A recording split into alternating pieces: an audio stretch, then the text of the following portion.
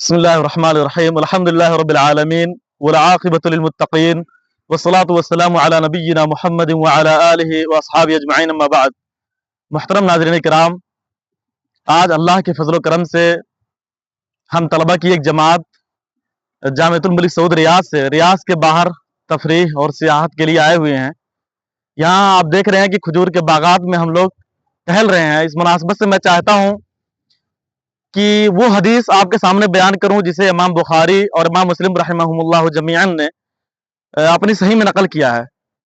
اس حدیث کے راوی سیدنا عبداللہ بن عمر رضی اللہ تعالیٰ عنہ بیان فرماتے ہیں کہ اللہ کے نبی علیہ الصلوۃ والسلام ایک مرتبہ ہم صحابہ کی جماعت بیٹھی ہوئی تھی، تو آپ نے فرمایا کہ ان من النخل نخلۃ ان من الشجر شجرۃ لا يسقط ورقها، کہا کہ درختوں میں سے ایک درخت ایسا ہے جس کے پتے کبھی گرتے نہیں ہیں۔ مثل ہوا کمثل المسلم، اس کی مثال ایک مسلمان کی طرح ہے۔ مطلب وہ اتنا نفع بخش ہے، اتنا مفید درخت ہے کہ بالکل مسلمان کی طرح ہے۔ جس طرح ایک مسلمان ہر پہلو سے، ہر جہت سے وہ مفید ہوتا ہے اپنے مسلمان بھائی کے لیے۔ پھر اللہ کے نبی صلی اللہ علیہ وسلم نے سوال کیا اور کہا کہ فحدثونی ما ہی، میرے صحابہ بتلاؤ وہ کون سا درخت ہے۔ تو عبداللہ بن عمر رضی اللہ تعالی عنہما کہتے ہیں کہ فذهب الناس فی شجر البوادی، لوگ جنگلات اور جھاڑیوں کے دور دراز کے درختوں میں جو ہے وہ سیر کرنے لگے۔ وہ سوچنے لگے کہ ہو سکتا ہے کہ جنگل کا کوئی نادر درخت ہوگا، لیکن کہتے ہیں فوقع فی نفسی انہا النخلہ، میرے دل میں یہ بات آئی کہ شاید وہ کھجور ہی کا درخت ہے۔ اس سے پہلے کہ میں حدیث مکمل کروں، اس کو بتا دوں کہ امام بخاری رحمہ اللہ نے اس شاندار حدیث کو اپنے صحیح کے متعدد مقامات پر ذکر کیا ہے۔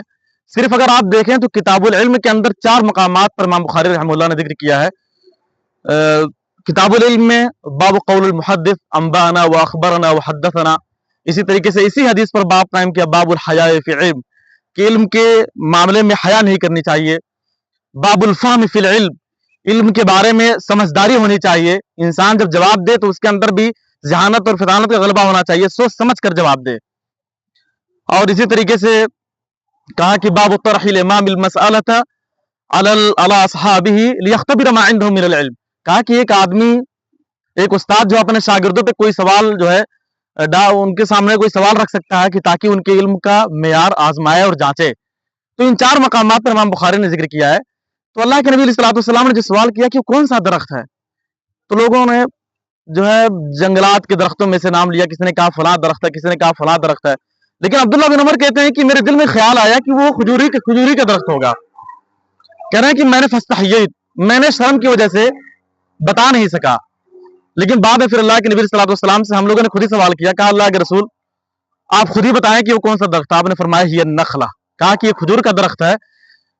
پھر بعد میں جب انہوں نے ذکر کیا، کہا کہ مجھے اس سوال کا جواب معلوم تھا، اپنے والد گرامی امیر المومنین خلیفہ راشد سیدنا عمر بن خطاب رضی اللہ تعالیٰ عنہ کے سامنے جب بات رکھی تو انہوں نے کہا لئن قلتها احب الی من ان یکون لی کذا وکذا، میرے بیٹے اگر تم نے رسول اللہ کے سامنے جواب دے دیا ہوتا تو میرے لیے بڑی قیمتی چیز ہوتی، مجھے فلاں چیز سے بہتر بات معلوم ہوتی کہ تم رسول اللہ صلی اللہ علیہ وسلم کے سوال کا جواب دینے کا شرف حاصل کر لیتے۔ دیکھیں اس حدیث سے کئی مسائل نکلتے ہیں۔